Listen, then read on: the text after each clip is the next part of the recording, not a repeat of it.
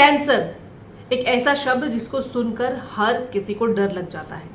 2022 तक की रिपोर्ट देखें तो पूरे विश्व में लगभग 20 मिलियन नए केस कैंसर की रिपोर्ट हुए और ऐसा अनुमान लगाया जाता है कि 2040 तक ये संख्या या ये डाटा बढ़कर 30 मिलियन का हो जाएगा। मतलब जो कैंसर है पिछले कुछ दशकों में बहुत तेजी से बढ़ा है। अगर हम कैंसर की बात करें तो 100 से अधिक टाइप के कैंसर शरीर में हो सकते हैं। कैंसर कौन से सेल से बना है इस बात पे उसका नाम रखा जाता है। अलग अलग टाइप के कैंसर शरीर में हो सकते हैं। आज हम ओरल कैंसर्स के बारे में डिस्कस करेंगे, डिटेल में जानेंगे कि कैसे हो जाता है ओरल कैंसर, क्यों ये बाकी कैंसर्स की तुलना में ज्यादा खतरनाक है।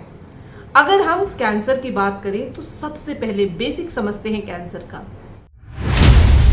एक एम्ब्रियो जो कुछ सेल्स से बना होता है जिसे हम स्टेम सेल कहते हैं, तो ये स्टेम सेल्स होती हैं, ये डिवाइड होती हैं फर्दर, जिसमें ये डिफरेंशिएट होती हैं और अलग अलग शरीर के अंग बनाती हैं।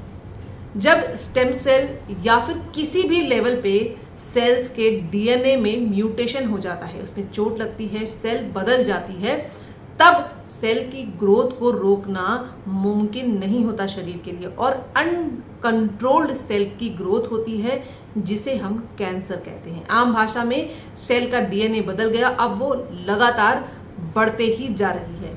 वो कहीं भी होगी वो बढ़ते जाएगी और जो वाइटल ऑर्गन है उनको भी वो इन्वेड कर देगी। अगर कैंसर एक पर्टिकुलर जगह पे है या ये एक ग्रोथ एक पर्टिकुलर जगह पे है तो हम उसे बिनाइन ट्यूमर कहते हैं और अगर ये फैल जाता है पूरे शरीर में तो इसे मैलिग्नेंट ट्यूमर कहा जाता है। अब कैंसर जैसा कि हमने जाना कि ग्रोथ है, तो ग्रोथ कितनी खतरनाक हो सकती है। अगर हम इसे शुरुआती स्टेज में ही जो ये ग्रोथ हो रही है इसको पकड़ लें तो जो हमारा डिस्ट्रक्शन है, जो हमारा ट्रीटमेंट है वो उसी पर्टिकुलर एरिया में होगा, तो ज़्यादा हमें उसको एक्सटेंसिव लेवल पे या डीप लेवल पे ट्रीट करने की ज़रूरत नहीं होगी। जैसे जैसे समय बढ़ता जाएगा ये ग्रोथ बढ़ते जाएगी, इसका डिवीजन बढ़ता जाएगा और गहरे गहरे लेवल तक ये पहुंचते जाएगा, तो इसका ट्रीटमेंट उतना ही कठिन हो जाएगा।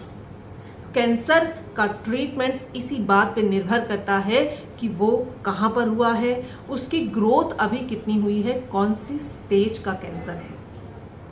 अगर मैं ओरल कैंसर की बात करूं तो ओरल कैंसर ज़्यादा खतरनाक होते हैं बाकी शरीर के कैंसर से। इसके कुछ रीज़न हैं। सबसे पहला रीज़न अगर हम देखें तो इसकी लोकेशन। मुंह बहुत ही कॉम्प्लेक्स एरिया होता है। मुंह और गले में अगर कोई कैंसर होता है तो पहले तो शुरुआती उसके लक्षण नहीं समझ आते हैं पेशेंट को और बहुत बार ये अनडायग्नोज रह जाता है।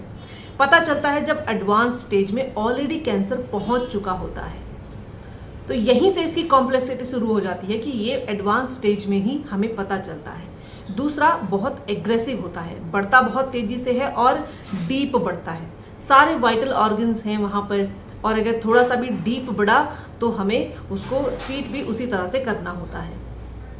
जब भी ओरल कैंसर होता है, मुंह का कैंसर होता है या गले का कैंसर होता है तो सबसे ज़्यादा दिक्कत आती है बोलने में, खाने में और सांस लेने में। इन तीन दिक्कतों के चलते ये बहुत ही खतरनाक हो जाता है क्योंकि इसमें माल न्यूट्रिशन भी होता है। शरीर को उस मात्रा में न्यूट्रिशन भी नहीं मिल पाता जिस मात्रा में मिलना चाहिए, क्योंकि खा ही नहीं पाते हैं, बोलने में दिक्कत है। और सबसे ज़्यादा दिक्कत यह है कि हमें इन फंक्शंस को नॉर्मल करना है। अगर हम ट्रीटमेंट इसका करते भी हैं, कोई पार्ट निकालना भी पड़ता है, तो उसको रिकंस्ट्रक्शन सर्जरी के द्वारा दोबारा बनाना ज़रूरी होता है। तीसरा, जो ओरल कैंसर है या जो थ्रोट का कैंसर है, ये साइकोलॉजिकली बहुत इम्पैक्ट डालता है, सोशली बहुत इम्पैक्ट डालता है। तो बहुत सारे इसमें फैक्टर्स इन्वॉल्व हैं जिससे कि ये ओरल जो कैंसर्स हैं या जो गले का कैंसर है ये बाकी कैंसर की तुलना में ज़्यादा खतरनाक हो सकता है। कैंसर को जैसा मैंने पहले भी बताया कि शुरुआती लक्षण से अगर हम पकड़ लें तो उतना ही इसका ट्रीटमेंट कम एग्रेसिव होता है। अब अगर मुंह के कैंसर की बात करें तो कहाँ कहाँ हो सकता है ये कैंसर, ये जाना बहुत ज़रूरी है। मुंह का कैंसर हो सकता है होंठ से। होंठ में नीचे वाला होंठ जो होता है वो ज़्यादा प्रोन होता है कैंसर के। फिर हम अगर और अंदर जाएं तो जितनी भी लाइनिंग है मुंह की, म्यूकस मेम्ब्रेन जिसे कहते हैं, उसमें हो सकता है, मसूड़े में हो सकता है, जीभ में हो सकता है, जीभ के निचले भाग में हो सकता है, फ्लोर ऑफ द माउथ जिसे कहते हैं, तालू पे हो सकता है, टॉन्सिल पे हो सकता है और गले में हो सकता है। तो जितनी भी पार्ट है मुंह के, जितने भी एरियाज आपको विजिबल हैं, किसी में भी ओरल कैंसर हो सकता है। अब अगर हम ये समझ गए हैं कि कहाँ कहाँ हो सकता है, तो अब इसके साथ ही अगर हम ये समझ जाते हैं कि क्या क्या चीज़ें होती हैं जिनसे ओरल कैंसर हो सकता है, अगर हम उन्हें प्रिवेंट कर लें तो हम अपने आप को कैंसर से बचा सकते हैं। यहाँ पर बहुत सारे लोगों के बहुत आर्ग्यूमेंट मैंने आज तक सुने हैं। बहुत जगह आपको लिखा हुआ मिलेगा कि आपको स्मोकिंग नहीं करना चाहिए, टोबैको नहीं खाना चाहिए, अल्कोहल नहीं पीना चाहिए, इनसे कैंसर होता है। पर बहुत सारे लोग यहाँ पर ऐसा कहेंगे कि हम तो एक लंबे समय से स्मोक कर रहे हैं, या बहुत सारे लोग बहुत लंबे समय तक ड्रिंक करते हैं, उनको तो कोई कैंसर नहीं होता है, और जो लोग नहीं करते हैं उनको तो कैंसर हो जाता है। ओरल कैंसर एक मल्टी फैक्टोरियल चीज है, उसमें बहुत सारी चीजें एक साथ काम करती है, तब आपको कैंसर होता है। आपकी इम्यूनिटी वीक होती है, आपका डाइट अच्छा नहीं होता है, आपका लाइफस्टाइल खराब होता है, और साथ ही आप अल्कोहल भी ले रहे होते हैं, टोबैको भी ले रहे होते हैं, या किसी वायरस का इन्फेक्शन हो जाता है। तब ये सब चीजें जब एक साथ मिलती हैं तब ओरल कैंसर की शुरुआत होती है। तो हर किसी केस में सारी चीजें कॉम्बिनेशन में नहीं होती हैं। एक आदमी जो बहुत ज़्यादा ड्रिंक करता है, बहुत ज़्यादा स्मोक करता है, उसमें ओरल कैंसर होने के चांसेस ज़्यादा हैं, वो ज़्यादा रिस्क पे है। इसका मतलब ये बिल्कुल नहीं है कि जो करता है उसी को होगा, जो नहीं करता है उसको नहीं होगा। उसके शरीर में कुछ और दिक्कतें हो सकती हैं, जो स्मोक या टबैको नहीं लेता है तो उसके बाकी दिक्कतों की वजह से उसे हो सकता है। तो ये सब रिस्क फैक्टर हैं जिनको आपको अवॉइड करना चाहिए to get a better life. तो सबसे पहला कारण जानते हैं जो किसी भी कैंसर का होता है, वो होता है म्यूटेशन। जैसे मैंने पहले भी बताया, कैंसर क्या है, डीएनए में जो सेल्स हैं उनकी डीएनए में म्यूटेशन हो जाता है। अभी म्यूटेशन का पहला कारण होता है जेनेटिक म्यूटेशन। माने कि आपके घर में या परिवार में इसकी हिस्ट्री है म्यूटेशन की, तो वही जीन आप में ट्रांसफर हुए और आपको सेम तरह का कैंसर हुआ। इसमें आप कुछ नहीं कर सकते, बिकॉज ये आपके हाथ में नहीं है। दूसरा जो बड़ा रीजन होता है एज। जैसे जैसे हमारी एज बढ़ते जाती है वैसे वैसे कैंसर होने का खतरा बढ़ता जाता है, क्योंकि वियर एंड टियर सेल्स में होता है और म्यूटेशन होने का चांसेस भी बढ़ जाता है। तो एज के साथ ये चांस बढ़ जाता है किसी भी तरह के कैंसर होने का। 60 साल की उम्र के बाद कैंसर ज्यादा होते हैं।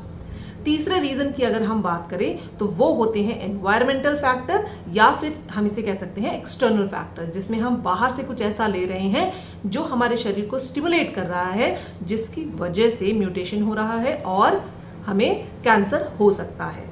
तो इसमें अगर ओरल कैंसर्स की बात करें तो सबसे पहला जो कारण है वो है हमारा टोबैको, पान चुइंग, गुटखा चुइंग। एक रिपोर्ट के अनुसार पूरे विश्व में लगभग 4 लाख केसेस हर साल नए आते हैं ओरल कैंसर के, जिसमें अकेले भारत में लगभग 1.25 लाख केस रिपोर्ट किए जाते हैं। ओरल कैंसर से मॉर्टेलिटी बहुत ज्यादा है, यानी लोग मरते बहुत ज्यादा हैं।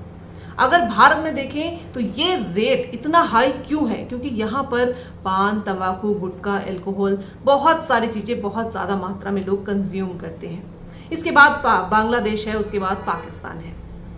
तो हम टोबैको को मेन कॉज मानते हैं कि इसकी वजह से ओरल कैंसर बहुत ज्यादा लेवल पे हो जाते हैं। अब समझते हैं कि तंबाकू, पान, सिगरेट, बीड़ी, इनसे कैसे हो जाता है कैंसर।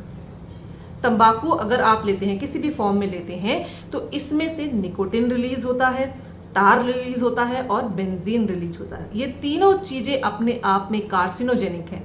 जब भी हम इन चीजों को लेते हैं, हम अपनी ओरल म्यूकोसा की इंसल्ट करते हैं, उसको वहां पे डिस्ट्रॉय करते हैं, जिससे ये जो रसायन है ये हमारे शरीर की सेल के अंदर जाते हैं, डीएनए को चेंज करते हैं और सेल की अनकंट्रोल ग्रोथ होती है, यानी कैंसर होता है। और अल्कोहल की अगर हम बात करें तो यहाँ जो बहुत ज्यादा कंज्यूम किया जाता है वो होता है इथेनॉल।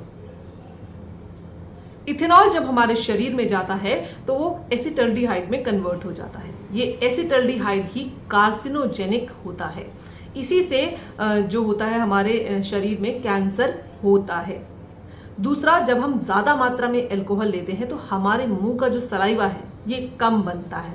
जब सलाइवा कम बनेगा तो हमारी परेशानियां और बढ़ जाएंगी, सेल में डिस्ट्रक्शन और बढ़ जाएगा। तीसरा, अल्कोहल से हम अपने शरीर के जो मुंह की सेल लाइनिंग है उसकी इम्यूनिटी को कम करते हैं।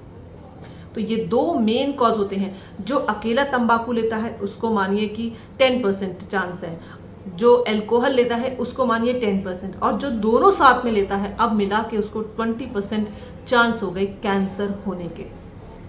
अगले फैक्टर की बात करें जो ओरल कैंसर कॉज करता है, वो होता है एक तरह का वायरस, इसे कहते हैं human papilloma virus, HPV। HPV के बहुत सारे सब टाइप होते हैं, लगभग 200 से ज्यादा।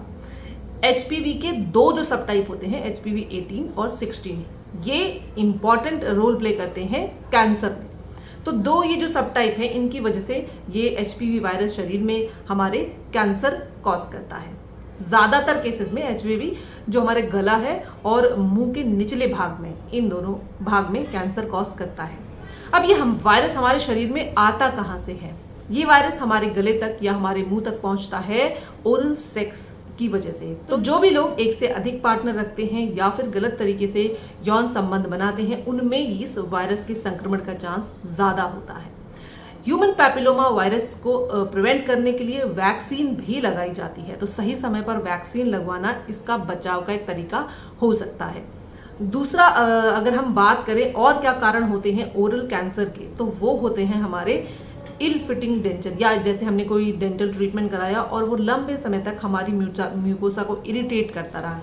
उसमें भी बहुत सारे ऐसे मटेरियल्स होते हैं जो कार्सिनोजेनिक होते हैं।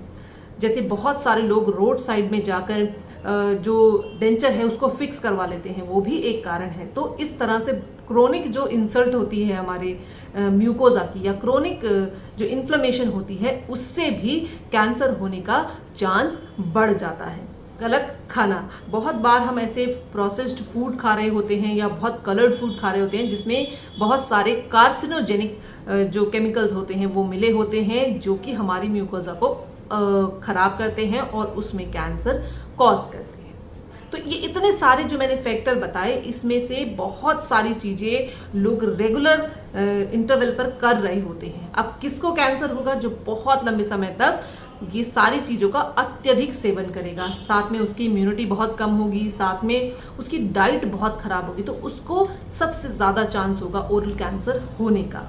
अब मानिए कि आप स्मोकिंग भी करते हैं, अल्कोहल भी लेते हैं और साथ में आपको ह्यूमन पैपिलोमा वायरस का इन्फेक्शन भी है, तो ये चांस आपको ओरल कैंसर होने का कई गुना तक बढ़ जाता है। अब हम बात करते हैं लक्षणों की।